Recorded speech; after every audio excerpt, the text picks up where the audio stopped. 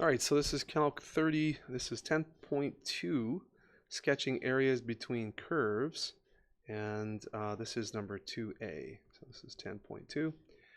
The question says, sketch the area bounded by the given curves and find the area of the region. So these absolute value ones can be a little tricky. I would like to show you one way to do this that might make this a little bit easier. Of course, you want to sketch this function and sketch this function to find out where it looks like they intersect and where the region might be that's in between them. So I would, it says sketch the area and then find the area. So sketching the area of the absolute value ones can be a little tricky. What I would suggest is looking at these as just regular expressions and then doing sort of a unit analysis, I guess.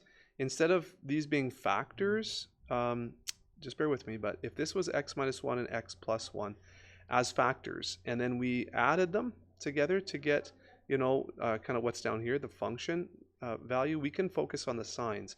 Now, the absolute value is tricky because when the quantity under here is negative, then we multiply by a negative, right, to make it a positive, to bring it out of the absolute values. When it's a positive, we leave it alone. So same over here, when this quantity inside the absolute value signs is a negative value, we multiply by a negative to get rid of that. So that's the way I think it might be a good way to think about this. So for example, x equals -1, obviously at +1, it's 0. So we're going to do this. And then I'm going to show negative here and positive here, right? Because this expression itself is negative when x is less than 1. And then this one over here, x plus 1, is 0 at -1, right? So it's 0 here, negative, positive. So what this means is I can now add these together, I guess, and so we have the y here. Now this factor is negative and negative, between negative infinity and -1. So that means that the function behaves like the negative version.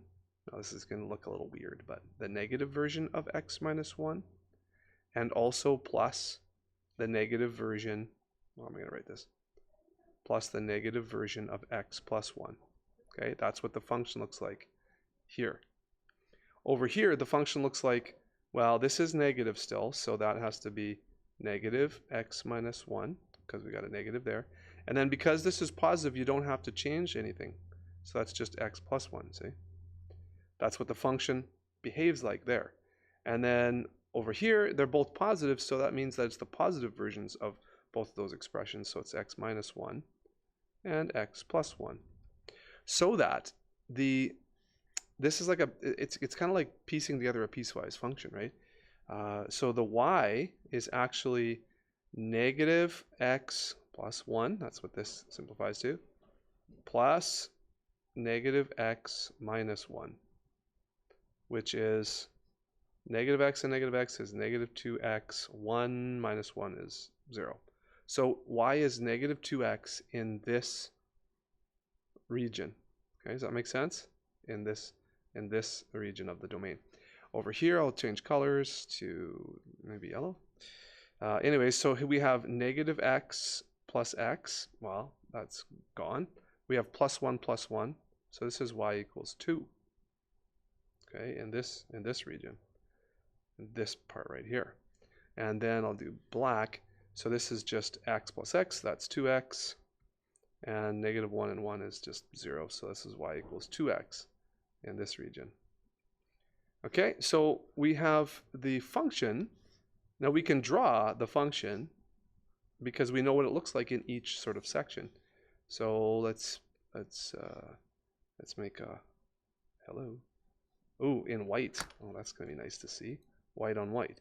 Pen properties. Black. Not so thick, please. Okay. All right, so you ready for this? So negative 2x between negative infinity and negative 1. So here's negative 1. Here's 0. And here's positive 1. So negative 2x, that's like a line that is a slope of negative 2, passes through 0, 0. So it's kind of like this. Let's say. Okay? So that's y equals negative 2x. Between negative 1 and 1, we have y equals 2. So here's 2, and the line goes straight. It's horizontal. It's just a flat line, you see, y equals 2. And then 2x is kind of the opposite of the first line, like that. So this graph right here, this y, absolute value stuff, it looks like this.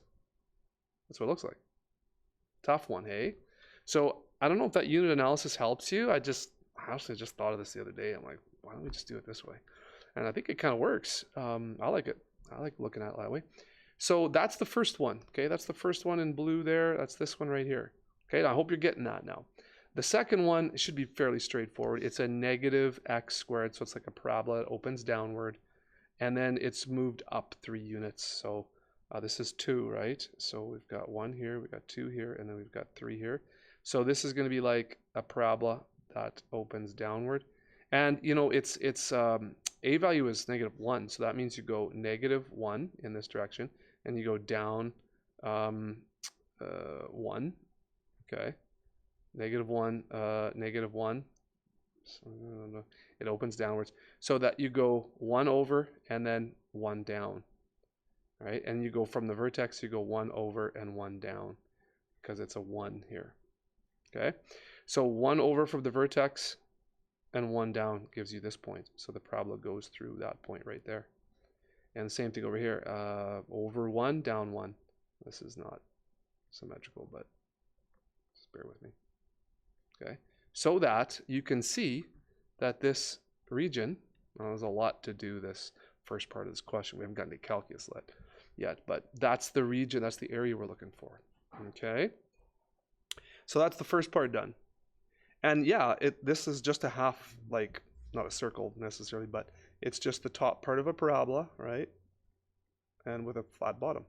That's what it is. So what we'll do,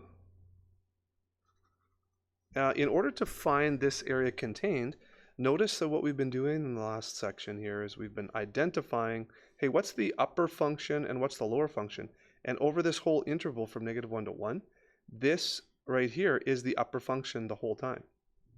That's awesome. And then guess what? This part is just y equals -2. So boom, -2 is the lower function.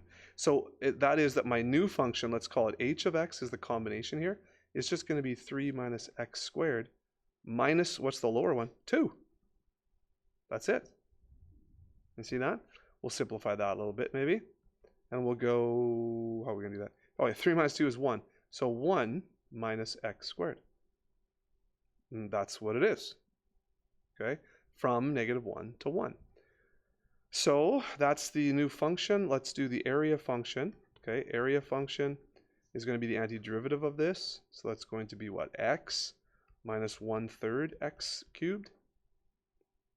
Okay, and then plus c. Don't worry about the c because we are doing a definite integral. Okay, and let me just get this out in the open for you a little bit.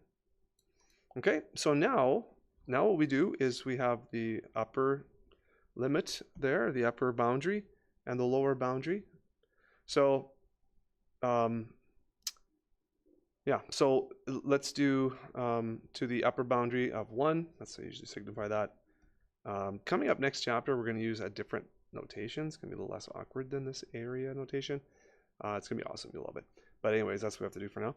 So what we're going to do is we're going to do 1 first. So 1 minus 1/3 1 cubed minus the antiderivative function, evaluate the lower one. So this is going to be -1 minus 1/3 -1 cubed. Okay, so this is 1 minus 1/3, which is 2/3. And this is going to be what? So this is a minus, so it's a plus, so -1 plus 1/3. -1 plus 1/3 is -2/3, so minus a -2/3. Plus 2/3? 2/3 plus 2/3? I got that right? Let's see, -1 plus 1/3, negative. -1 plus 1/3 is -2/3, and then a -2/3, yep. Okay, so we got areas 4/3, looks like. 4/3 units cubed. And just a little double check there. Everything looks good. That is, final answer is 4/3. Ugh, units squared. Cubed. What the heck? Not a volume. Oh, we'll be doing volumes. Volumes of solids of rotation. Next semester. But that's square, it's just area. Okay? So that's 2A. Tricky part is this right here, I would say. Okay?